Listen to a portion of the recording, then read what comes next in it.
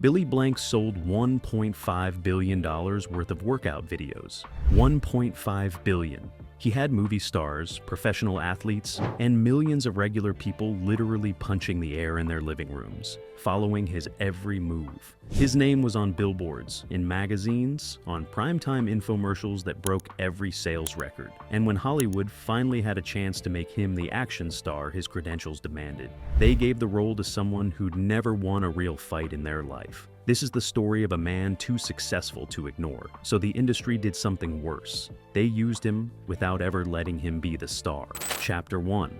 The Body That Shouldn't Have Worked, September 15, 1955, Erie, Pennsylvania. A baby boy came into the world with his hips twisted wrong. The doctors examined him and delivered news that shattered his parents. Hip dysplasia, severe enough that normal walking might never happen. Physical activity may be limited forever. Athletics, forget it. They told his mother to prepare for a son who would spend his life struggling with the basics while other kids ran and played. But nobody told Billy Blanks that story. Or maybe they did, and he just refused to accept it. He grew up in a neighborhood where being different meant being a target. Fourth child in a family that would eventually have 15 kids total. Billy watched his mother work herself to exhaustion, just keeping everyone fed. His father worked construction, breaking his body for a paycheck that never quite stretched far enough. The apartment was crowded, money was tight, and Billy had 2 strikes against him before he even started school.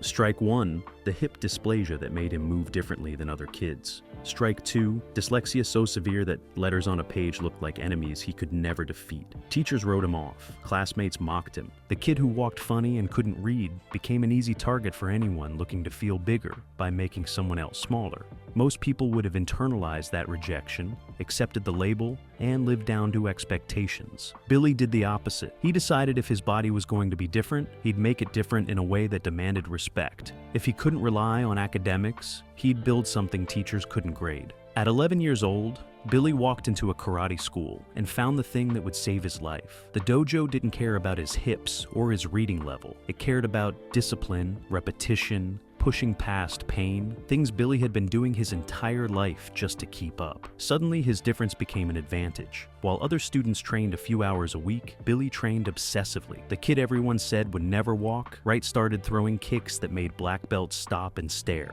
But here's what nobody outside that small martial arts community understood. The body they said wouldn't work, Billy had turned into something exceptional, and Hollywood would spend decades finding ways to profit from that body without ever putting his face on a movie poster. Chapter 2. The Champion Nobody Saw. By the mid-1970s, Billy Blanks wasn't just training, he was winning. Amateur tournaments first, then professional competitions. His specialty was forms, the kata demonstrations where martial artists showcase technique, power, speed, and precision. Billy moved like water on fire, every motion crisp, every stance rooted, every strike exploding with power that judges couldn't ignore. The trophies started piling up. Massachusetts Golden Gloves champion, AAU champion, then the big ones, World Karate champion in 1984. He'd win that title multiple times, eventually collecting 7 world championships across different organizations and weight classes. 7 world championships. Let that sink in for a moment. 7 times, Billy Blanks stood on top of the competitive martial arts world. He competed in full contact fighting, winning the Tri-State Golden Gloves Championship multiple times. He competed in forms, dominating competitions where judges looked for the perfect marriage of technique and power. He wasn't just good at one aspect of martial arts. He mastered everything. His speed was frightening. At 6 feet tall and around 200 pounds of pure muscle, Billy moved like someone half his size. His kicks came in combinations that defied physics. High, low, high. 3 strikes landing before his foot touched ground. Spinning back kicks that generated enough force to break ribs. And his hands, those massive hands, threw punches with the precision of a surgeon and the power of a freight train. The martial arts community knew who Billy Blanks was. Inside dojos from California to New York, his name carried weight. Instructors used him as an example of what dedicated training could achieve. Young fighters studied his tournament footage, trying to decode the techniques that made him unbeatable. He was, without question, one of the most decorated martial artists in American history. But outside that small world, nobody knew his name. While Billy was collecting championships, Hollywood was building action stars out of bodybuilders who'd never thrown a real punch. They were casting actors in martial arts films and teaching them stage combat that looked good on camera, but would get them killed in an actual fight. The industry was creating legends out of people whose credentials couldn't touch what Billy had earned through decades of competition. And here's the cruel irony. Those manufactured action stars needed people like Billy to make them look good. They needed real martial artists to choreograph their fights, to be their stunt doubles, to take the hits that couldn't be faked. Hollywood needed Billy Blanks. They just didn't need him where the camera could see his face. That paradox, being essential but invisible, being the real thing that makes the fake thing work. That would define Billy's entire relationship with the film industry. He had the skills they needed, the body they wanted to put on screen, and the competitive record that proved he wasn't playing pretend. But something about Billy Blanks made Hollywood nervous. Maybe it was that he was too good. Maybe it was that his presence made their manufactured stars look like exactly what they were. Maybe it was something else entirely. Whatever the reason, as the 1980s rolled on and Billy set his sights on Los Angeles, he was about to learn a lesson that no amount of championship titles could prepare him for. In Hollywood, being the best doesn't matter nearly as much as fitting the formula. And Billy Blanks was about to be broken down into parts the industry could use without ever letting him be whole. Chapter 3, The Hollywood Arrival. That almost wasn't Billy arrived in Los Angeles in the early 1980s, with the same determination that had turned his broken hips into championship-caliber weapons. He'd conquered the martial arts world. Now he was coming for Hollywood. He had the resume, the look, the skills. He had everything except the one thing that actually mattered, a system willing to build around him, instead of just borrowing from him. The transition to stunt work was natural. When you're a 7-time world champion, stunt coordinators recognize talent immediately. Billy started getting calls for films that needed real martial artists to make the action sequences believable. He worked on projects where the star's name was on the poster, but Billy was the one actually doing the dangerous work. His first taste of on-screen presence came in small roles. He appeared in Blood Fist, one of those Roger Corman productions that were shot fast and cheap, but featured legitimate martial arts talent. He worked alongside Don Wilson, another real champion trying to break into Hollywood.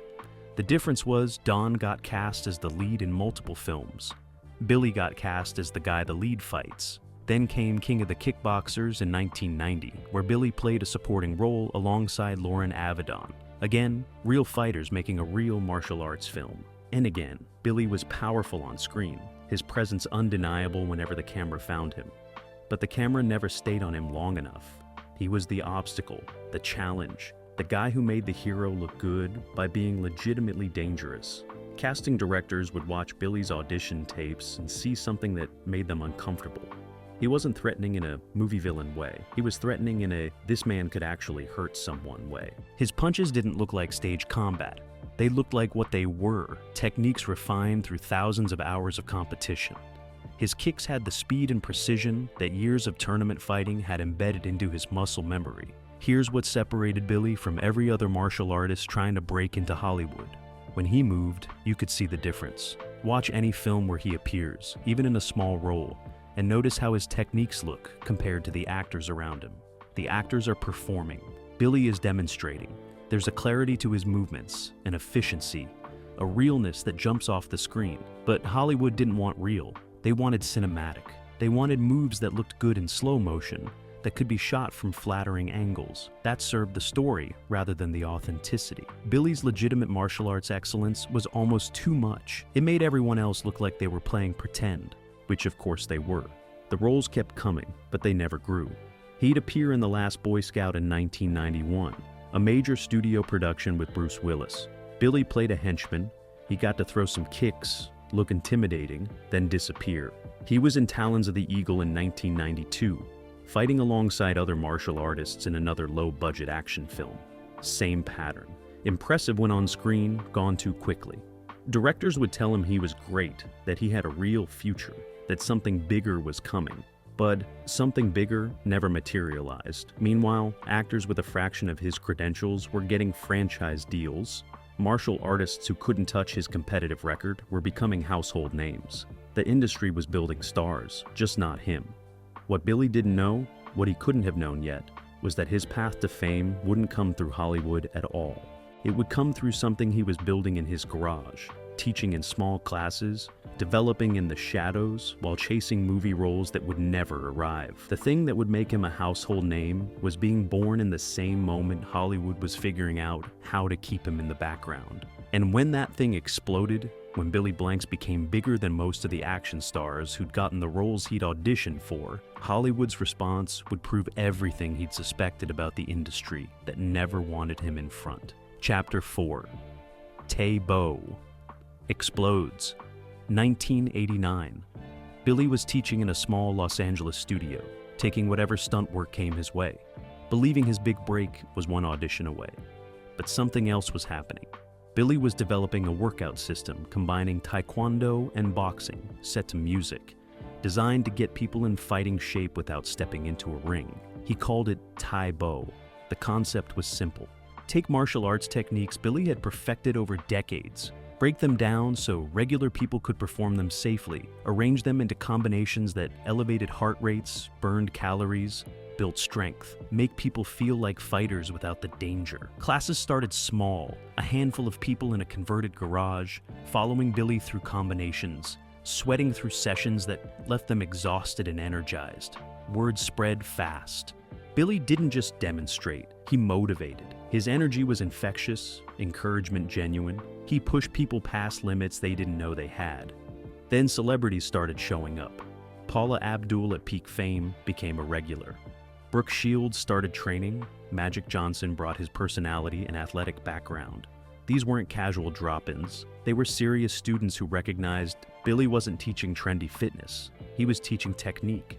By the early 90s, Billy's classes had waiting lists. He started training instructors for other locations. The system was spreading beyond his reach. Then someone had an idea that would launch Billy into fame Hollywood never offered: infomercials. In 1998, the first Tae Bo infomercials hit television and American fitness culture exploded. These weren't typical exercise videos. Billy brought intensity, legitimacy. When he threw a punch on screen, viewers saw decades of championship martial arts behind every motion. His voice carried authority of someone who'd been in the ring. The numbers were insane.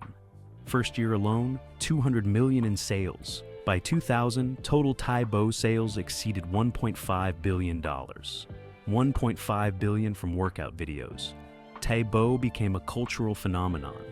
Fitness clubs scrambled for certified instructors. His face was everywhere. His name became synonymous with martial arts fitness. Here's where the story takes its darkest turn. Billy was now one of the most recognizable faces in America. His videos outsold blockbuster films. He'd proven he could connect with audiences, generate massive success Hollywood executives worship. And the movie roles still didn't come. Actually, roles came, but they were the same supporting parts, same henchman characters he'd been getting before Tae Bo. Hollywood saw what he'd built and decided the best way to use Billy Blanks was to not use him at all. They'd decided he was too real. And in Hollywood, too real means you get used, not celebrated. Chapter 5. The movie role. He earned but never got after Tae Bo exploded, something fascinating happened. Scripts started circulating with roles that seemed designed for Billy. Action films needing martial artists. Stories about fighters, trainers, coaches. Characters requiring the exact combination of skill and presence Billy had proven he possessed. One by one, those roles went to other people. The Matrix rumors still haunt martial arts circles. The film that would redefine action cinema was casting in the late 90s. Billy had everything the Wachowskis needed: legitimate credentials, screen presence, physical conditioning for wire work, and demanding choreography. His name came up. Then Lawrence Fishburne got Morpheus, and Billy got nothing. Fishburne was brilliant. This isn't about taking something from him. This is about Billy Blanks, at the exact moment he was the biggest name in martial arts fitness, not being seriously considered for a film built entirely around martial arts. Then Demolition Man in '93. Stallone fighting Snipes in a future without violence. Billy had just trained Stallone in his studio. Stallone knew what Billy could do. Wesley Snipes got the villain role. Billy wasn't in the conversation. Again, Snipes was perfect, but the pattern becomes clear. Role after role Billy should have competed for, he wasn't even getting auditions. Studios had a problem with Billy they'd never admit publicly. He was too authentic. Casting directors saw someone who'd actually lived what action films romanticize. He wasn't an actor who learned martial arts. He was a martial artist who could act. Hollywood has always preferred the former. Here's why. Control. Cast an actor, teach them choreography, you own their performance completely. They do exactly what coordinators show them. They need multiple takes, safety precautions. They're dependent on the apparatus. Cast someone like Billy, and suddenly you have an expert on set. Someone with opinions about choreography. Someone who might notice when action doesn't make sense. Someone who might make everyone else look like they are pretending. The insurance excuse was nonsense. Billy had done stunt work for years without incident. His entire Tae Bo empire was built on making martial arts safe. The real reason was simpler and uglier. Billy represented something Hollywood couldn't package and control. He was self-made in a way that threatened the studio system. If Billy succeeded as an action star, it would prove real credentials matter. That authenticity can carry a film. Hollywood couldn't have that precedent. Their entire action genre was built on manufacturing authenticity, not showcasing the real thing. They needed Billy blanks. They just needed him invisible. Chapter 6. The system that keeps real fighters out. Hollywood has a formula for creating action stars, and Billy Blanks violated every rule. Find someone physically impressive, but not intimidating. Someone moldable, trainable, controllable. Give them months of fight training with stunt coordinators. Shoot with quick cuts, dramatic angles, strategic doubles. Market aggressively. Create a star. This system works because studios control everything. The actor depends on filmmaking to look competent. They can't perform the techniques, which means they need the crew, the editing, the magic. The studio holds all power. Now look at Billy. He didn't need coordinators to look like a fighter. He'd won actual fights at the highest level. He didn't need editing to hide limitations. He had none. He didn't need training montages for the physique. 40 years of conditioning built that. And he didn't need the studio system for fame. He'd built it independently. This made Billy a problem, not because he lacked anything, because he had too much. Too much skill, authenticity, independence. Hollywood couldn't package Billy like other stars because he came pre-packaged. He'd built the credentials they usually faked. The insurance excuse reveals everything. Studios claimed professional fighters were liability risks, that competitive instincts might surface, that they couldn't pull punches. But Billy had demonstrated perfect control for years. Every stunt job, every training session, he'd never hurt anyone. Meanwhile, actors with minimal training got injured regularly because they didn't know how to fall, didn't understand stage combat mechanics, couldn't judge distance and timing. The real danger wasn't too much skill, it was too little. But insurance provided cover for the real issue: control. Studios wanted puppets they could direct without pushback from someone who understood fighting. Professional fighters threatened that control through knowledge, not danger. Here's the absurd part. Wesley Snipes got major roles despite legitimate martial arts training. The difference wasn't credentials. Snipes came through the acting system first. Actor who learned martial arts fit the formula. Martial artist who could act violated it. Same pattern held everywhere. Van Damme succeeded because he started with bodybuilding and modeling before adding fighting. Seagal built mystique teaching celebrities before appearing on screen. Norris cultivated a non-threatening personality off camera. Billy had Norris's credentials, Van Damme's presence, Snipes' skill, but he'd built fame outside the system, and the system never forgave him. Tae Bo's success should have been his entry ticket. Instead, it proved he didn't need Hollywood, making them less interested. Studios kept him close enough to profit from his existence while keeping him far enough to never threaten the illusion they'd spent billions building. Chapter 7. What Billy built instead. While Hollywood figured out new ways to ignore him, Billy built something that didn't need their approval. The Tae Bo empire expanded into live events, international programs, and a brand that carried weight everywhere, except the places that should have mattered most. By the early 2000s, Billy was conducting workshops worldwide. Japan, where martial arts are revered, welcomed him as champion and innovator. Europe treated him like the revolutionary he was. Australia, South America, everywhere Tae Bo reached, Billy followed, teaching sold-out crowds who didn't care about Hollywood's opinion. The military started bringing him in for training programs. Soldiers and Marines learned conditioning from the same 7-time world champion Hollywood thought wasn't worth casting. Law enforcement agencies adopted Tae Bo principles for fitness requirements. People responsible for actual combat recognized Billy's value immediately. The film industry that made billions selling combat fantasies couldn't be bothered. His books became bestsellers. His equipment line sold consistently. He developed Tae Bo variations for seniors, kids, people with limitations. The man who'd overcome hip dysplasia to become a champion was helping others overcome their obstacles. He wasn't just teaching fitness. He was teaching the mindset that defined his life.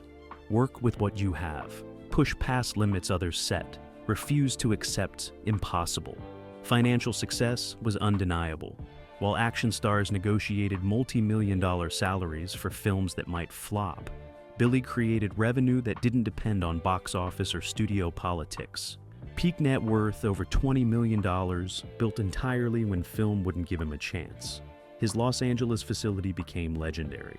Celebrities trained with him, not for publicity, but because his reputation was earned through decades. Athletes preparing for seasons worked with him. Actors preparing for roles studied with Billy to look like fighters on screen, then went to projects where Billy wasn't welcome. Here's what Billy understood that Hollywood never could. Fame without purpose is empty. The people doing Tae Bo in living rooms, soldiers carrying his techniques into real situations, kids learning confidence through his programs, they were building something more permanent than box office numbers. 25 years after those first infomercials, Tae Bo is still taught worldwide.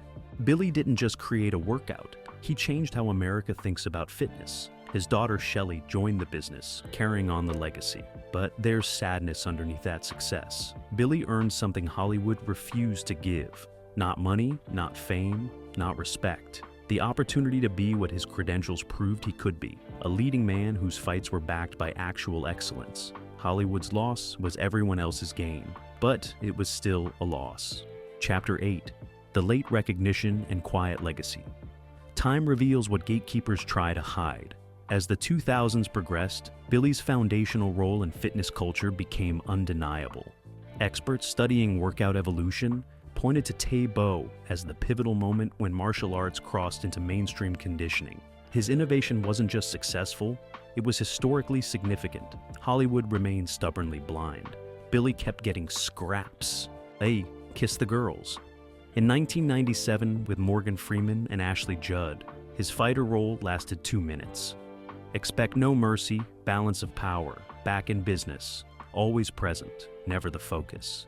By 2010, he'd stopped chasing their approval entirely. He focused on his empire, his family, maintaining conditioning that remained remarkable into his 60s. Then younger filmmakers who'd grown up doing Tae Bo started asking uncomfortable questions. Why hadn't Billy Blanks been an action star? The answers from older executives revealed everything. Too focused on fitness. Didn't pursue it aggressively. Timing wasn't right. Standard Hollywood nonsense that translated to simple truth. They'd chosen not to, then spent decades justifying it. Action stars from Billy's era started acknowledging him publicly, mentioning training with him, learning from him, respecting his credentials.